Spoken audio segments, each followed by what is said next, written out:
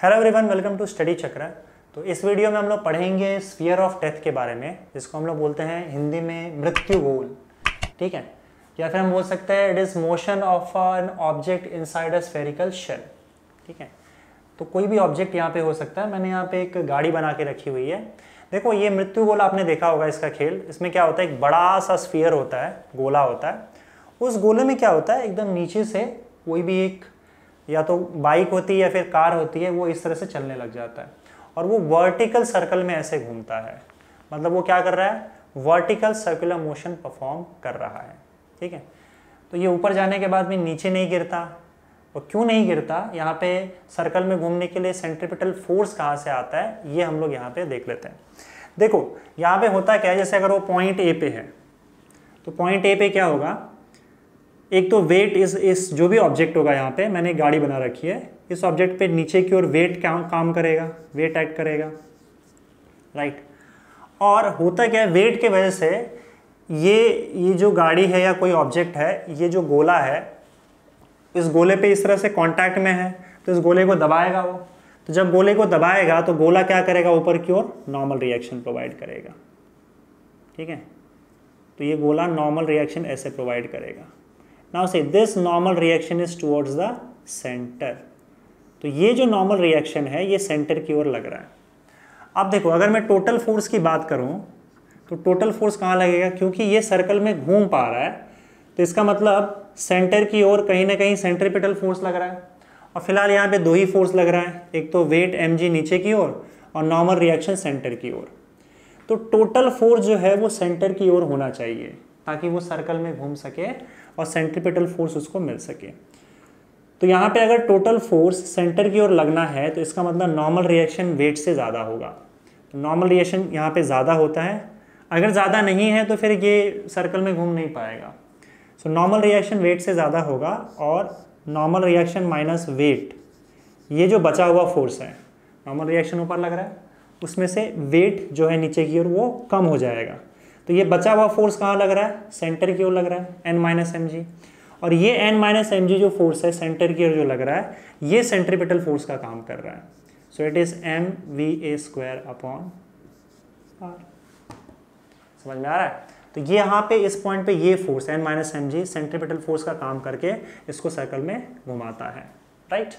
अच्छा, यहाँ पे नॉर्मल रिएक्शन, इसको Na लिख देता हूँ मैं। This is nothing but normal reaction at point ए।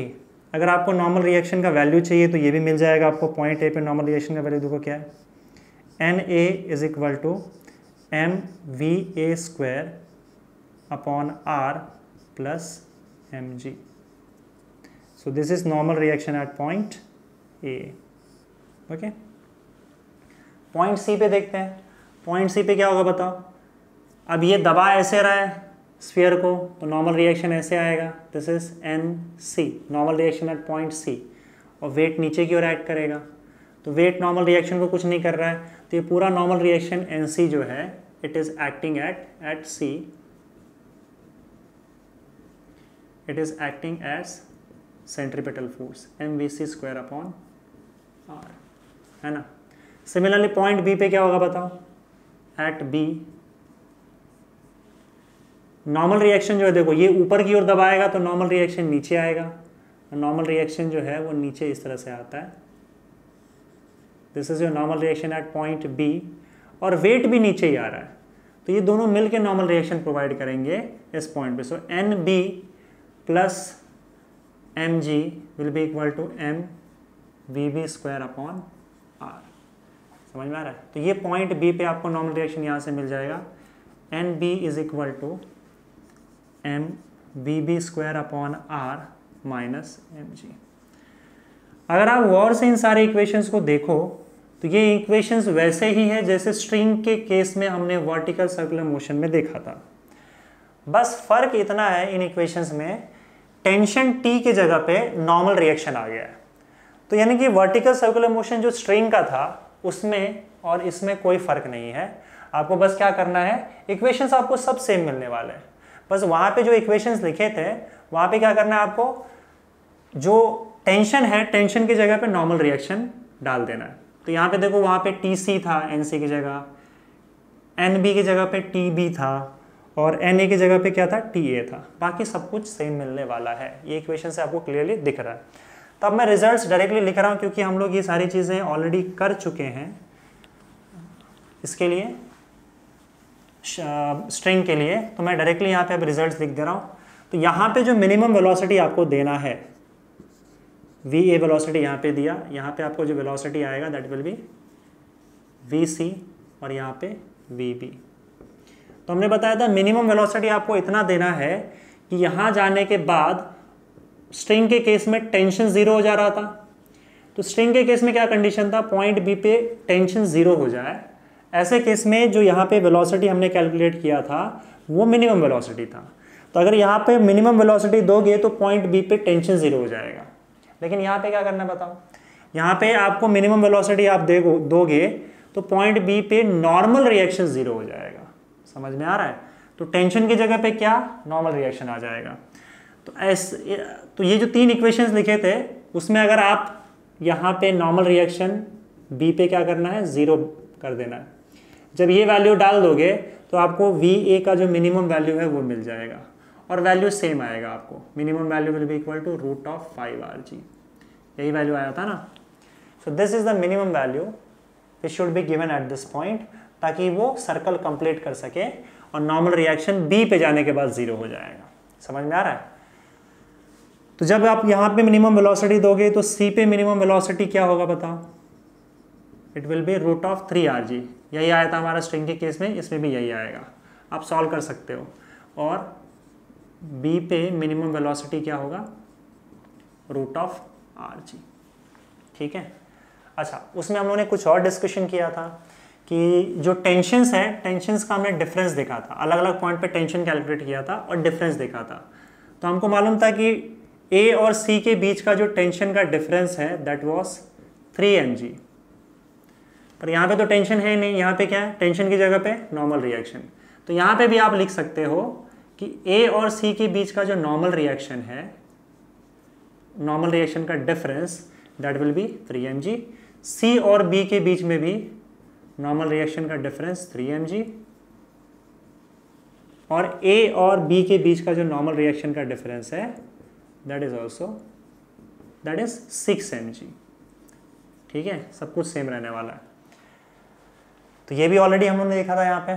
और ये जो डिफरेंस है वो स्पीड पे डिपेंड नहीं करेगा। देखो, अगर आप सपोज करो स्पीड बढ़ा दोगे तो नॉर्मल रिएक्शंस भी बढ़ जाएगा, Na बढ़ जाएगा, Nc बढ़ जाएगा, Nb बढ़ जाएगा। ठीक है, उसका इक्वेशन जो है आप उससे चेक कर सकते हो।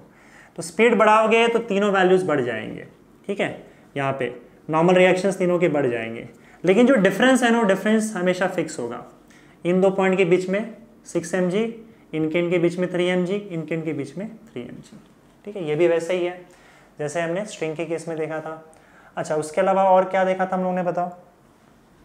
हम लोगों ने टेंशन के वैल्यूज़ भी देख लिए थे, स्पीड्स के वैल्यू भी हम लोगों ने देख लिए, कहाँ पे क्या क्या स्पीड होगा, नॉर्मल रिएक्शन भी देख लिया।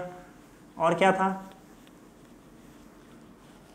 हाँ, ये जो पार्टिकल है वो पार्टिकल सर्कुलर मोशन कब परफॉर्म करेगी, ये तो मैंने बता दिया आपको। पहला केस क्या आया था अपना, दिस केस वाज कि अगर पार्टिकल, ये जो इनिशियल स्पीड है इसका, अगर सपोज करो ये रूट ऑफ 5 rg के बराबर है तो particle just circular motion perform कर लेगी। यहाँ पे आने के बाद उसका नॉर्मल रिएक्शन 0 हो जाएगा और ये कंप्लीट कर लेगी। ठीक है, फिर मैंने बताया था अगर इस स्पीड से ज़्यादा स्पीड भी आप दोगे तो किसी भी पॉइंट पे टेंशन का वैल्यू 0 नहीं हो रहा था वहाँ पे। यहाँ पे तुम बोल सकते हो किसी भी पॉइंट पे नॉर्मल रिएक्शन का वैल्यू 0 नहीं होगा। ठीक है, हाँ, पहले वाले केस में यहाँ आने के बाद नॉर्मल रिएक्शन का वैल्यू 0 होगा तो वो चलेगा, सर्कल में घूमेगा ये। इस केस में नॉर्मल रिएक्शन का वैल्यू कभी 0 नहीं होगा और यही स्पीड जो है अगर आप पॉइंट ए पे दोगे तो ये सर्कल में घूमेगा पार्टिकल। अगर आपने इससे कम स्पीड दिया, if V A is less than root of 5 rg, तो ये सर्कुलर मोशन परफॉर्म नहीं कर पाएगा। ये हम ऑलरेडी डिस्कस कर चुके थे, राइट। उसमें भी अलग अलग केस डिस्कस किया था, अगर आपको याद होगा तो। ठीक है, अगर रूट ऑफ 5 rg से कम आपने यहाँ पे स्पीड दिया तो ये बी और ए के बीच में कहीं से भी रिटर्न आ सकता है। ठीक है, तो यहाँ पे हमने देखा था कि अगर आपने इसको रूट ऑफ 2 rg के बराबर स्पीड दिया तो रूट ऑफ 2rg के बराबर स्पीड दोगे तो ये जो पार्टिकल है वो C तक जाएगी और C पे उसका नॉर्मल रिएक्शन 0 हो जाएगा। वहाँ टेंशन 0 हो रहा था, यहाँ नॉर्मल रिएक्शन 0 हो जाएगा और C से रिटर्न आएगी और डायमेट्रिकली ऑपोजिट पॉइंट D पे जाएगी और C और D पे ऐसे चलते रहेगी। अगर आपका स्पीड रूट ऑफ 2rg से ज़्यादा है लेकिन if it is less than root of 5rg, okay, अगर रूट ऑफ 5rg से कम है, ज़्यादा है, सॉरी रूट ऑफ 5rg से कम है और रूट ऑफ 2rg से ज़्यादा है, तो ये B और C के बीच में कहीं जाएगी ऐसे और यहाँ से पैराबोलिक पाथ फॉलो करके नीचे गिर जाएगी। ठीक है, ये अभी हमने स्ट्रिंग के केस में देखा था। और अगर आपका स्पीड रूट ऑफ 2rg से भी कम है तो ये C तक भी नहीं पहुँच पाएगी, तब तो A और C के बीच में कहीं रहेगी और यहीं से फिर ये ऑसिलेशन चालू कर देगी। जितना ऊपर इधर जा रही है उतना ऊपर यहाँ जाएगी और ये ऑसिलेशन स्टार्ट हो जाएगा। ये उसका मेन पोजीशन होगा। तो जो चीज़ें एग्जैक्टली हमने स्ट्रिंग के केस में देखा था एग्जैक्टली वही केस यहाँ पे भी हो रहा है। बस आपको करना क्या है कि टेंशन वहाँ पे जहाँ जहाँ था टेंशन की जगह पे नॉर्मल रिएक्शन डाल देना है और कुछ नहीं, बाकी सब कुछ सेम है इसका। ओके, ठीक, थैंक यू।